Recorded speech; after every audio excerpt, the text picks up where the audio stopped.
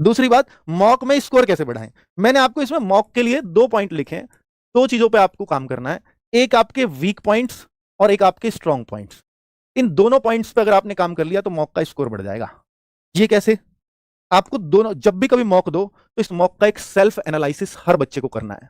एक एनालिसिस तो हम कराएंगे बाद में, जब आपका फॉर्म वॉर्म भर जाएंगे उसके बाद मैं एनालिसिस शुरू कर दूंगा, वो तो रहेगा ही, लेकिन सेल्फ एनालिसिस अभी आप कैसे कर सकते हो। तो जब भी आप मॉक देते हैं तो मॉक देके इतने नंबर आ गए, ठीक है, बात छोड़ दी, इसका उत्तर ये, इसका उत्तर नहीं।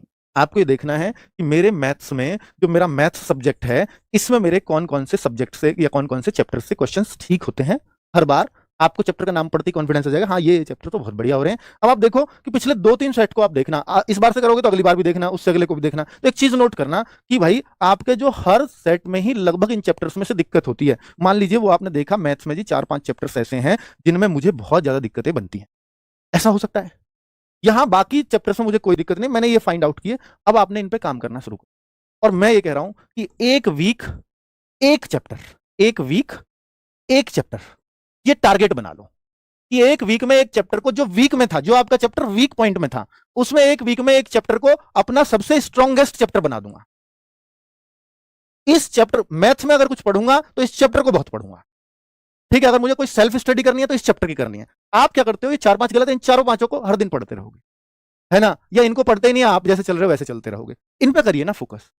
तो जो स्ट्रॉन्ग पॉइंट्स है उन पे हमें बहुत काम नहीं करना, जैसा चल रहा है जितनी प्रैक्टिस हो रही है काफी है, लेकिन वीक पॉइंट्स पे काम करना, ठीक है। और उनको भी लिखना कि जिसमें स्ट्रॉन्ग में मत गिन लेना उसको, जो तुक्के से सही हो रहे हैं उसको भी इधर ही लाना। और इनमें यह भी मान लेना कि 4-5 में जो बिल्कुल ही मुझे बहुत टफ लगते हैं उनको सबसे लास्ट में करना। इन 4-5 में यह देखना कि सबसे आसान कौन सा है, सबसे पहले काम उस पर करना। अब आपने देखा कि 5 में से 3 मैंने आसान आसान छांट के कर लिए, पर इन 2 से मुझे बहुत डर लगता है।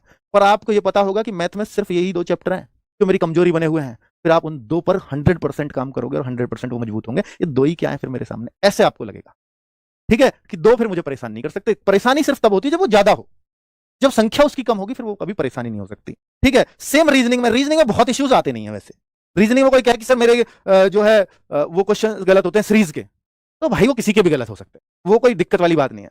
कोई कहे नहीं मेरे तो सर स्टेटमेंट वाले क्वेश्चन गलत होते हैं, थोड़ी प्रैक्टिस बनती है, वहां होगा, वहां होता है, सबसे शुरुआत में गलत होते हैं, तो स्टेटमेंट वालों पर प्रैक्टिस करो, ठीक है। तो ऐसी कॉमन चीजें हैं। तो रीजनिंग में तो कोई, मुझे नहीं लगता कि कोई कहे कि पजल टेस्ट मेरे को, पजल की प्रैक्टिस कर लो, अलग अलग तरह की पजल्स की, ये भी हो सकता है। पजल तो एक क्वेश्चन बन सकता है, दिल्ली पुलिस में पक्का बनेगा, ठीक है। तो सीटिंग अरेंजमेंट हो सकता है किसी की दिक्कत, सीटिंग अरेंजमेंट अगर आपने चीजों को समझ लिया कि कैसे करना है तो वो बहुत आसान हो जाएगी। तो जो मुश्किल चैप्टर्स हैं वो आपको उनको एक एक करके उस पर 1 वीक काम करना है, आप देखेंगे। और 1 वीक उस पर 2 से 3 घंटे दे दो हर वीक, मतलब पूरे वीक 2 से 3 घंटे हर दिन दे दो, तो आप पाएंगे कि वो बहुत ही शानदार हो जाएगा। सेल्फ एनालिसिस से पता करो वीक और स्ट्रॉन्ग, ठीक है। सेम आगे इस चीज को आप अपने जीएस में भी आजमा सकते हैं आने वाले टाइम में, कि मेरे पे कौन से क्वेश्चंस गलत होते हैं, हिस्ट्री, ज्योग्राफी, पॉलिटी में अपने कहां वीक पॉइंट्स हैं मेरे, उनको किसी बेसिक बुक से पढ़ो पहले, फिर आप क्लासेस देखें या बेसिक बुक से पढ़ें, जो भी आपको करना है वो आपकी चॉइस होगी, ठीक है बच्चों। बाकी RWA पर दिल्ली पुलिस के